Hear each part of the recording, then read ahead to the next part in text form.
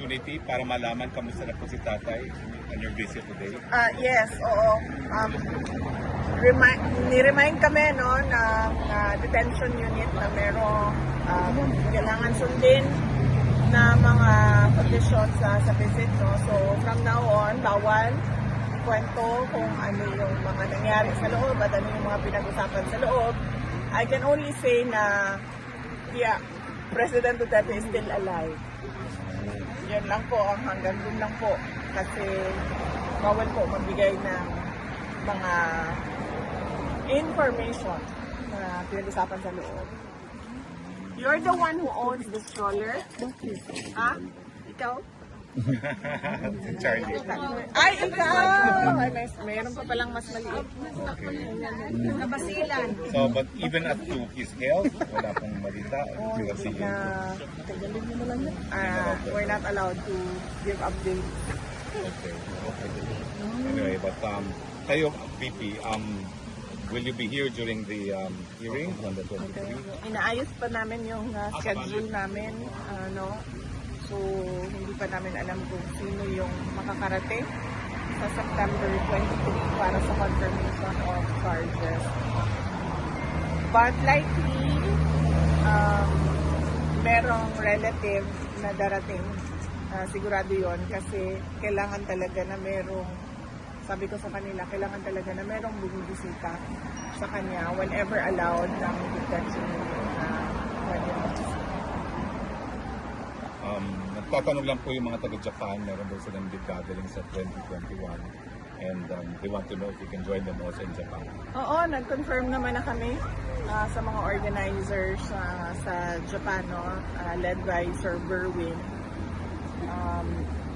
September 20 sila sa Tokyo and then September 21 sila sa Nagoya. So yung buong weekend na yon, Saturday, Sunday, merong Filipino community gathering sa Japan. And I understand, meron din dito sa The Hague.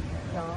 And likely, marami din sa loob ng Pilipinas. Well, on another note po, nagtuloy na yung pagdinig ng flood control program at sa Senado at nag-anunsyo na magpupuo daw ng independent fact-finding committee sa flood control. Your thoughts ito? Well, sabi ko nga lagi, no, too little too late yung administration. Alam naman na natin yung problema na corruption sa flood control.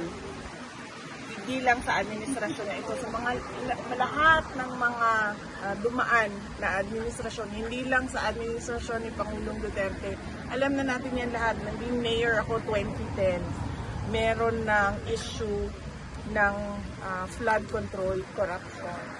And mas worse lang sa atin ngayon dahil sinasabi ko nga, hindi lang naman flood control projects yung merong corruptions. As early as 2024,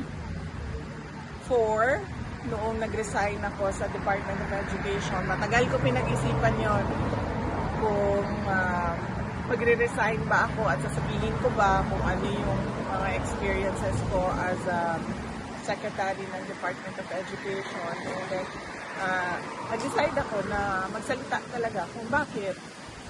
Sinabi ko nga, in-attach yung pinaghati-hatian ng members of the House of Representatives ang SBP, School Building Program budget ng Department of Education. At hindi lang yun, in-attach pa nila yung listahan doon sa House version ng GAM. Pero, and alam yun ni President Marcos, ng BBM, alam niya yun, kasi tinake up din yun during a meeting in Malacanang. Pero, he looked the other way. So, magdududa ka kung bakit bigla ngayon ay merong silang palabas na malaking investigation ng flood control projects. Ibig sabihin, meron na naman siguro silang niluluto behind the scenes na syempre hindi natin nakikita dahil lahat tayo nakatutok doon sa flood control corruption. Kung kung seryoso lang talaga ang presidente, tapos na yan, isang araw lang, matuturo niya lahat ng may kagagawan ng corruption sa budget. Pero, well, as you can see, parang nanonood tayo ng Venezuela. That's right. Oo. Well, VP, you were once a mayor, and alam namin nandito ka naman sa The Hague, no? But do you plan to meet with Mayor Magalong and the rest of the leadership of the mayors for good governance? Because you had good governance when you were mayor yourself. Wala pa kaming, hindi na pag-usapan at wala pa kaming schedule. Ang immediate ko na schedule pagbalik sa Pilipinas ay sa Bicol Region dahil celebration nila ng Peña Francia at merong mga small gatherings kami doon, sectoral gatherings para sa mga issues naman sa Bicol na I'm sure biktima din ng corruption ng projects sa gobyerno.